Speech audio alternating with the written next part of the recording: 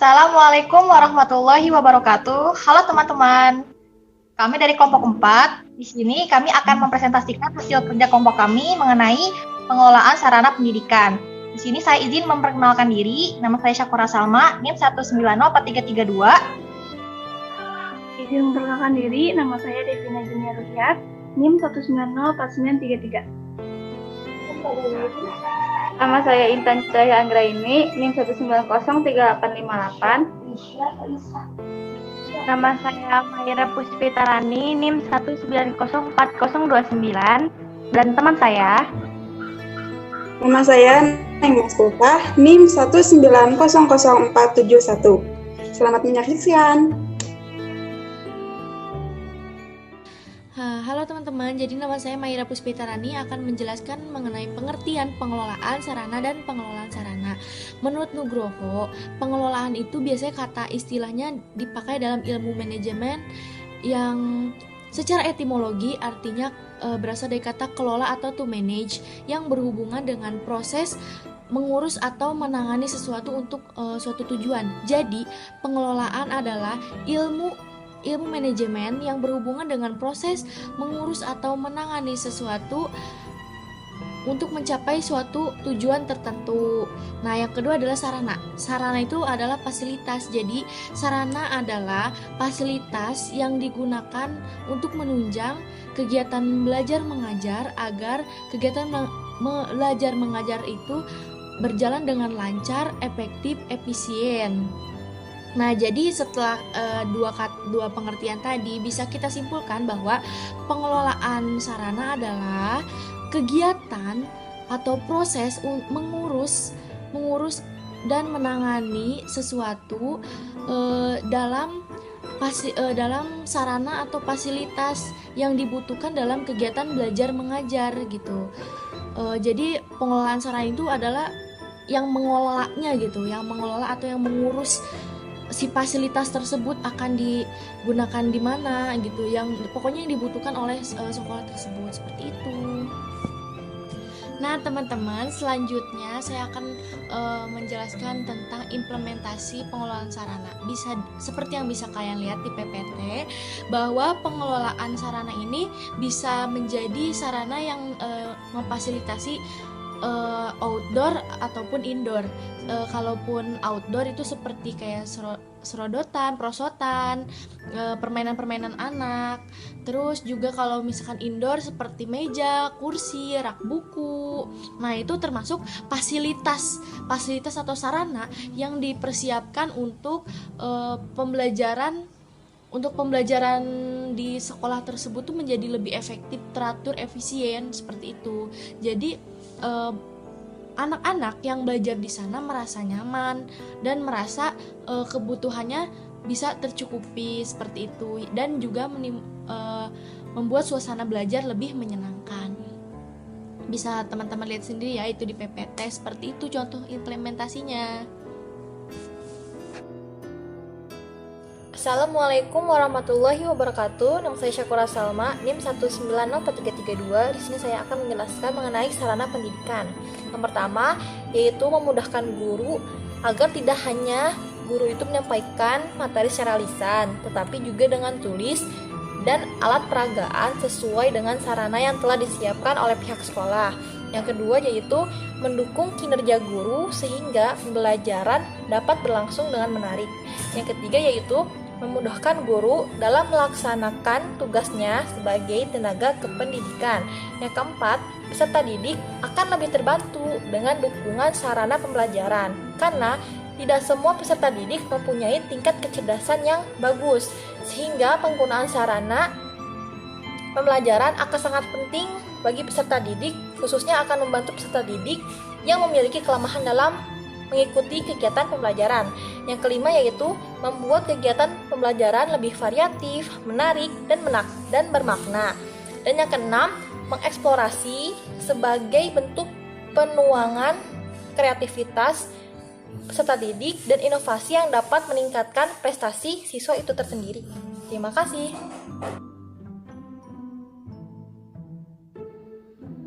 Assalamualaikum warahmatullahi wabarakatuh. Izin memperkenalkan diri, nama saya Devina Junia Ruhyat, NIM 1904933. Sekarang saya akan menjelaskan tentang klasifikasi pengelolaan sarana. Ya, klasifikasi pengelolaan sarana dibagi menjadi 3, yaitu yang pertama ada habis tidaknya barang atau sarana pendidikan yang dipakai. Yang kedua ada sarana pendidikan yang tidak bergerak. Dan yang ketiga ada hubungannya dengan proses belajar mengajar. Yang pertama yaitu habis tidaknya barang atau sarana pendidikan yang dipakai. Contohnya seperti alat-alat tulis, kapur, spidol, dan lainnya. Barang-barang yang mana mudah habis terpakai saat pembelajaran. Seperti itu. Lalu yang kedua ada sarana pendidikan yang tidak bergerak. Contohnya yaitu seperti saluran air atau PDAM atau saluran listrik. Yang terakhir ada hubungannya dengan proses belajar mengajar. Nah, itu juga dibagi menjadi 3. Yang pertama ada alat pelajaran, yang kedua ada alat peraga, yang ketiga ada media pengajaran. Yang pertama yaitu ada alat pelajaran. Contoh dari alat pelajaran yaitu seperti buku, pensil, kursi, dan lainnya yang dipakai saat pembelajaran berlangsung. Lalu yang kedua ada alat peraga. Alat peraga ini digunakan untuk meluruskan atau memperluas pemikiran anak dalam proses berpikir. Karena dalam pelajaran itu terkadang suka ada yang materi yang abstrak yang tidak bisa dijelaskan melalui ucapan saja gitu. Contoh dari alat peraga ini yaitu seperti peta atau gambar gitu. Jadi misalnya contohnya saat guru menjelaskan tentang hewan, tentang gajah misalnya, guru akan menjelaskan tentang binatang yang memiliki hidung panjang, telinga yang besar. Lalu di sini kemungkinan besar anak-anak akan kebingungan seperti apa gitu, karena mereka tidak pernah melihat seperti apa sih gajah gitu.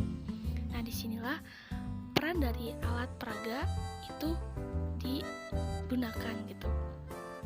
Guru bisa mengeprint gambar gajah dan memperlihatkannya kepada murid-murid di kelas. Seperti itu. Yang ketiga ada media pengajaran. Media pengajaran dibagi menjadi 3, yaitu ada audio, ada visual, dan ada audio visual. Contoh dari visual sendiri yaitu seperti gambar atau foto. Lalu audio itu seperti lagu atau musik seperti itu. Lalu kalau audio visual itu berbentuk film atau video dokumenter seperti itu. Selanjutnya saya akan menjelaskan tentang pemeliharaan sarana. Biasanya kerusakan sarana terjadi akibat penggunaan sarana tersebut oleh lingkungan itu. Jadi misalnya kursi atau meja yang rusak karena penggunaannya oleh para siswa, misalnya yang dia naik-naik meja lah atau apa, jadi rusak gitu sarananya. Atau bisa juga karena suatu bencana, misalnya sarana rusak karena adanya banjir atau gempa bumi seperti itu. Selain itu, kerusakan juga bisa disebabkan oleh barang itu sendiri. Maksudnya adalah barang itu sudah istilahnya kalau misalnya dalam makanan itu basi gitu ya. Jadi barang juga ada jangkanya gitu, ada jangkanya. Misalnya sudah 10 tahun barang ini nggak diganti dan rusak. Nah, wajar aja rusak karena sudah 10 tahun gitu. Dan barang itu nggak bakal selamanya bagus gitu, dengan keadaan bagus. Pasti ada zamannya gitu barang itu. Lalu kerusakan yang selanjutnya itu bisa disebabkan oleh pengaruh udara, cuaca, atau musim atau yang lainnya. Karena biasanya misalnya nih alat permainan outdoor di PAUD kan biasanya terbuat dari besi kan. Nah, saat musim hujan alat itu pasti terkena oleh air hujan dan bisa menyebabkan karatan. Nah, itu bisa merusak sarana juga.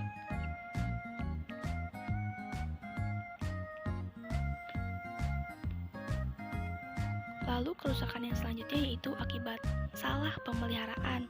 Maksud dari salah pemeliharaan yaitu staf pendidikan yang mungkin tidak tahu bagaimana cara mengurus sarana tersebut, dan dia menjadi salah paham dan salah menjaga sarana tersebut dan menjadi rusak seperti itu.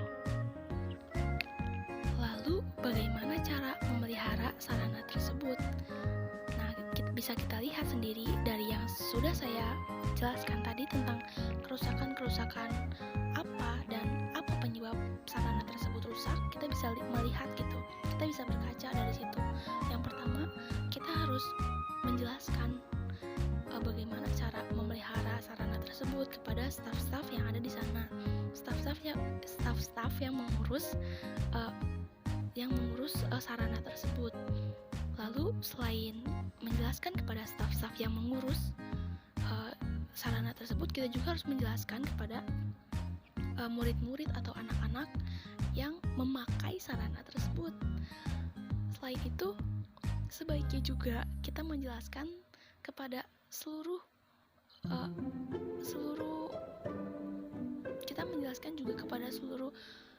orang yang ada di lingkungan sekolah tersebut gitu, agar mereka juga tahu bagaimana cara menggunakannya, bagaimana cara menjaganya gitu. Lalu juga kita harus berdiskusi dan sharing gitu, dan menjelaskan juga tentang bagaimana cara memakainya dan bagaimana aturan-aturan yang harus dipatuhi dalam memakai sarana tersebut, agar tetap menjaga sarana tersebut agar tidak cepat rusak dan tidak cepat misalnya tidak cepat kotor, atau agar sarana tersebut berlangsung dengan lama dipakainya gitu. Sekian penjelasan dari saya.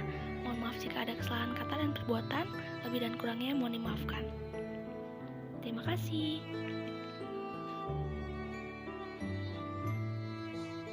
Baik, selanjutnya ada prinsip-prinsip pengelolaan sarana.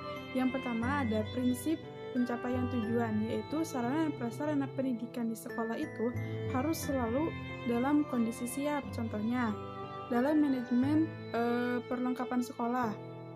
Jadi, dapat dikatakan berhasil bila mana fasilitas yang ada di sekolah itu selalu siap pakai gitu, selalu siap pakai setiap saatnya. 2. Ada prinsip efisiensi, yaitu pengadaan sarana dan prasarana pendidikan di sekolah itu harus dilakukan melalui perencanaan yang seksama, sehingga dapat diadakannya sarana dan prasarana pendidikan yang baik dengan harga yang murah. Contohnya, dalam pemakaian semua fasilitas yang ada di sekolah itu hendaknya dilakukannya dengan cara sebaik-baiknya gitu, sehingga dapat mengurangi pemborosan. 3. Ada prinsip administratif, yaitu manajemen sarana dan prasarana pendidikan itu harus selalu memperhatikan undang-undang, pengaturan, instruksi, dan petunjuk dari pihak yang berwenang. Contohnya seperti peraturan tentang inventarisasi dan penghapusan perlengkapan milik negara. 4. Prinsip kejelasan tanggung jawab, yaitu manajemen sarana dan prasarana pendidikan di sekolah itu harus didelegasikan kepada personel sekolah yang mampu bertanggung jawab.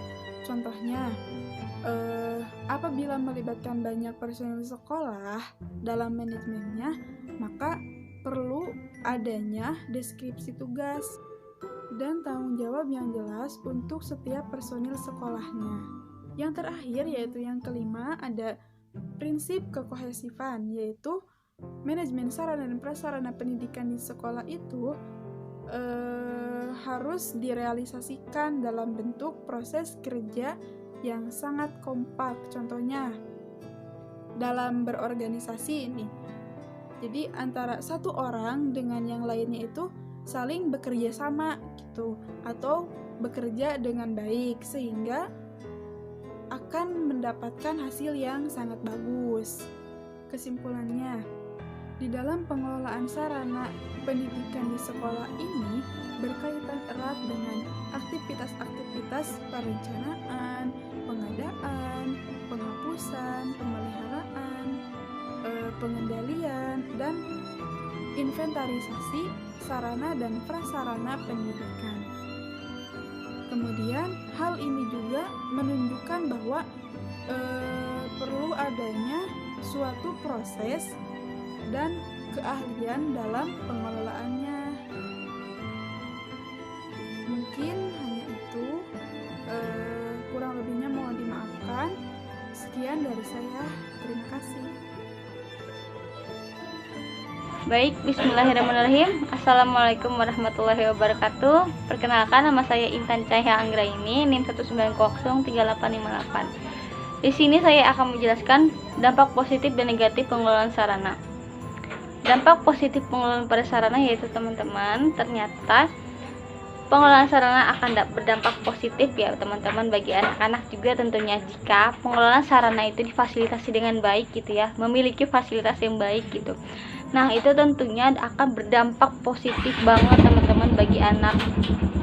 Nah, contohnya ya teman-teman, seperti jika dalam pengelolaan sarana itu memiliki fasilitas yang lengkap gitu ya, seperti tempat bermain untuk anak-anak, tempat membaca seperti perpustakaan, tempat ruangan luar gitu ya, kayak ruangan outdoor gitu. Jadi anak itu bisa bereksplor, contohnya dalam bermain anak-anak bisa mengasah kepribadian dia, mengasah bakat dia dalam bermain juga teman-teman, seperti melukis nih. Melukis itu tentunya dapat mengeluarkan bakat anak-anak dalam melukis kan, siapa tahu tuh teman-teman anak-anak itu ada yang bakat banget melukis. Nah, bermain pasir. Nah, bermain pasir juga teman-teman tentunya dapat mengasah bakat anak-anak juga teman-teman. Karena apa?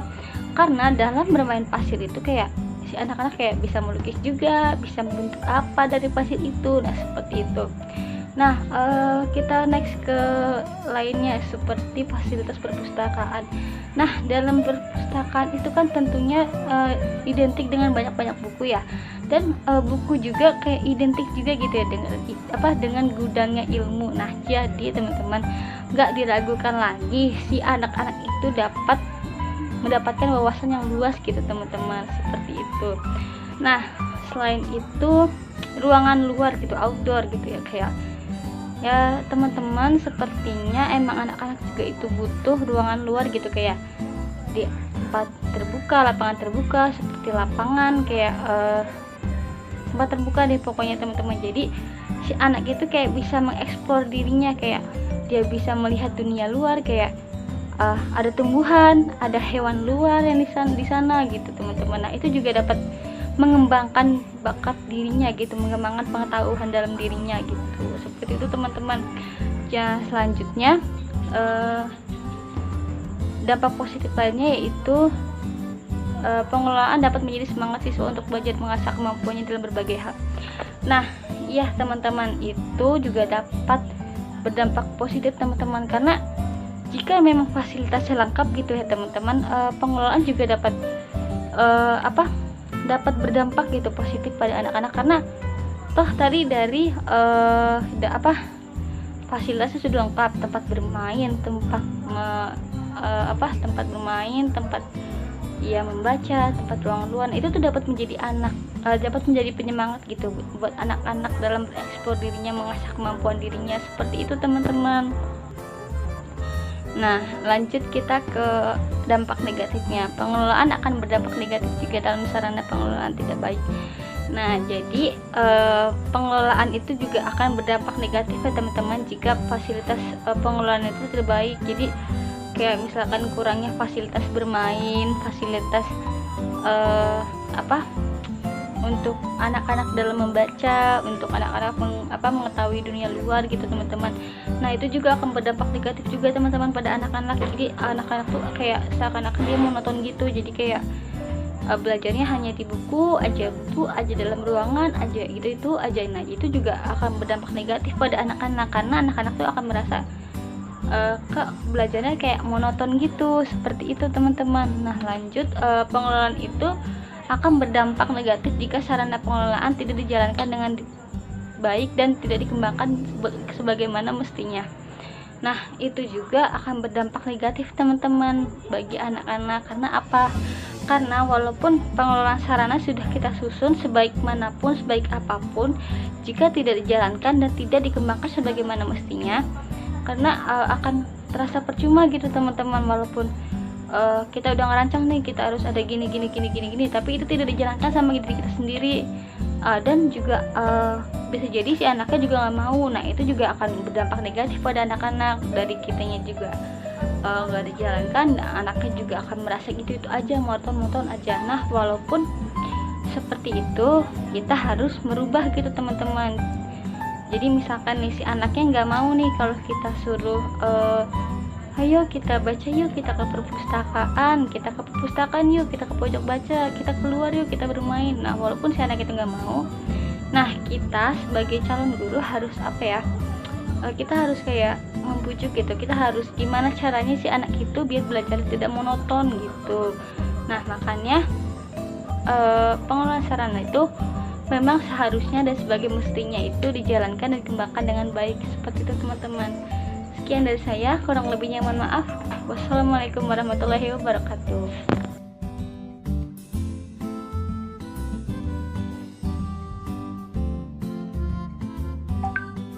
Baik, terima kasih kepada teman-teman yang telah menyaksikan presentasi dari kita. Mohon maaf bila ada kesalahan atau perkataan dari kita yang salah.